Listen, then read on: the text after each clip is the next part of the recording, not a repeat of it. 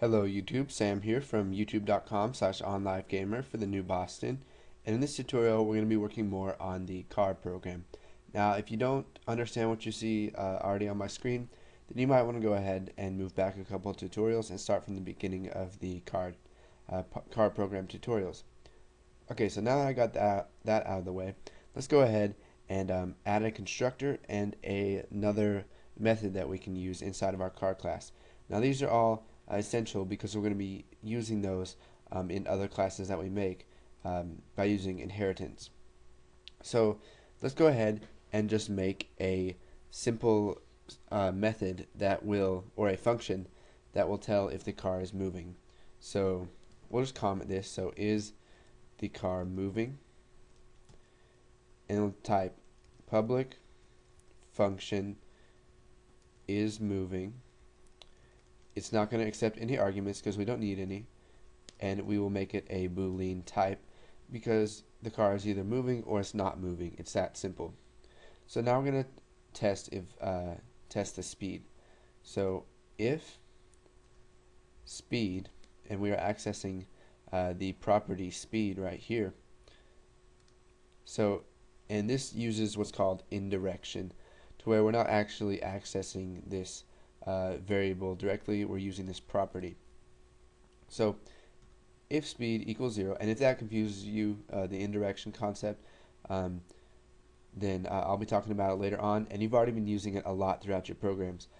So it'll be easy to understand once you grasp the concept because you've used it a lot.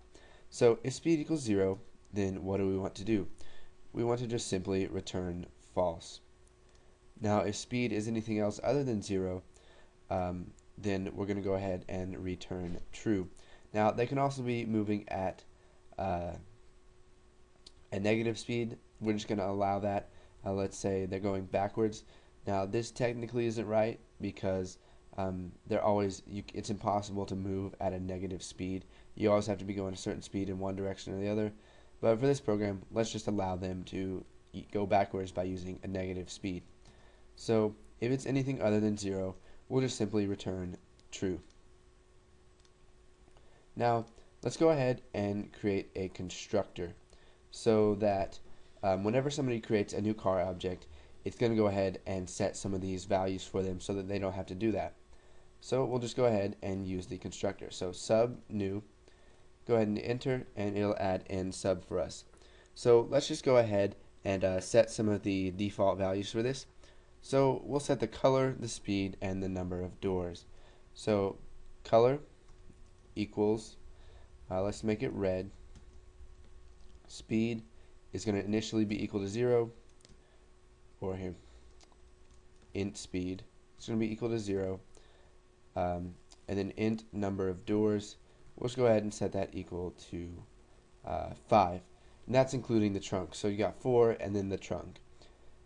So now that we've created our constructor, we can go ahead and head back into form1.vb, and you can see under the form1 load, we don't have to set the color to start with because it's already done that for us in the constructor. Now if you want to, you can go ahead and add some arguments for the constructor so that when they make a new car object, it will set it to the color, the speed, and the number of doors that they want. So let's come over here and we'll add a button, and we'll just call it accelerate.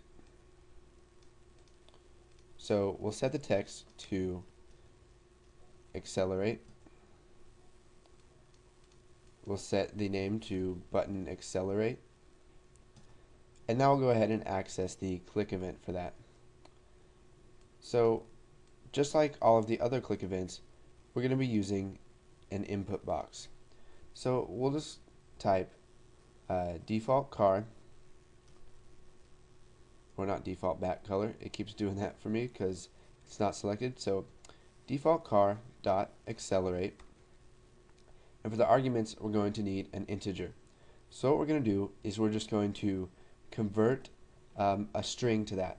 Now the string that we're going to be used is the string that we get from the input box. So input box, please enter the speed in miles per hour to accelerate.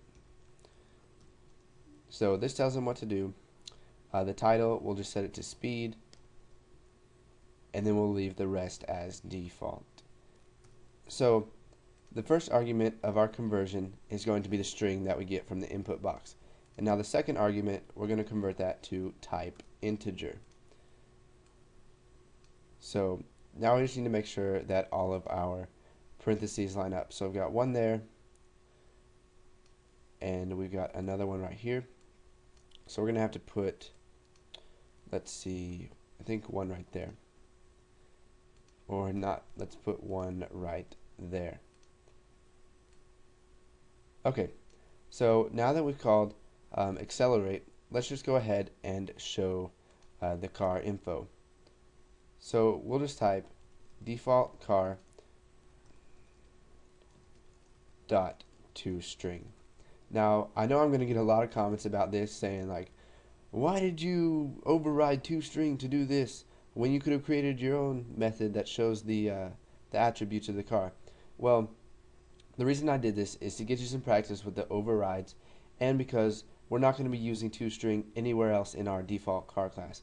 So if you call default car.toString, if we didn't override that, it would give us back something that isn't useful to us at all. So I just decided to override it to give us what we want, and it's only going to do that to the class car and anything that inherits it. So let's go ahead and come back here, and we will run the program and see what happens. So we'll go ahead and we'll set the name of the car to let's say Honda CRV. So we've got our CRV. The color is already automatically set, and let's go ahead and accelerate it by, let's say, 60 miles per hour, and we'll click OK. Now if we show the if we show the speed, not the info, we get the car name, the car color, the number of doors, and the car speed. Now we can keep accelerating. Let's accelerate by another 5 miles per hour. You can see that it gives us 65 miles per hour. Okay, so before this tutorial is over, I want to give you guys a challenge. Now, when I give you guys challenges, I feel it'll really help you learn Visual Basic on your own if you do the challenges instead of just moving on to the next tutorial. So what I want you to do is whenever the person clicks set color and it shows an input box, I want you to set the default response as the color that's already there. So let's see you got the default response as string is set to nothing. Well, I want that to be set to the color that the car is already set to. So if you figure out how to do that, feel free to leave a short video reply. That would be the best, but you could also just leave a comment and tell me how you figured it out. So thanks for watching, guys, and stay tuned for the next tutorial.